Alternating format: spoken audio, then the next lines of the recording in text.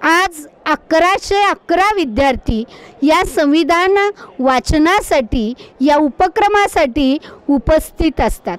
सकाळी खरं तर 7:30 वाजल्यापासून विद्यार्थी मांडी घालून संविधान वाचनाकडे एकाग्र होताना दिसत आहेत.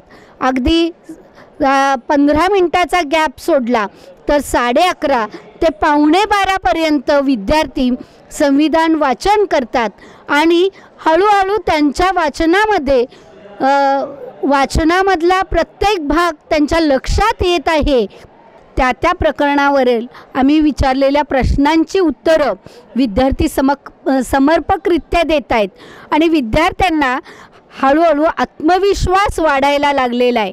हा एक वाचन चळवळीचा भाग म्हणू शकतो किंवा भारताच्या संविधानाची जे प्रत आहे ती ह्या विद्यार्थ्यांच्या हातात अगदी 15 वर्षापासूनच मिळते, म्हणजे तो भविष्यात जागरूक नागरिक होणार यात शंकाच असणार नाही.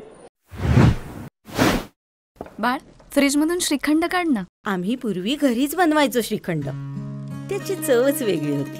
आता काय सगळं रेडीमेड. आजी, हे श्रीखंड खाऊन बघ.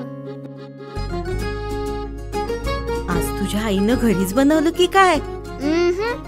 हे आहे गोकुळचं श्रीखंड. अगदी जिभेवर रेंगाळणार. जिभेवरच नाही तर मनावरही रेंगाळणार. गोकुळ श्रीखंड, मनावर रेंगाळणार.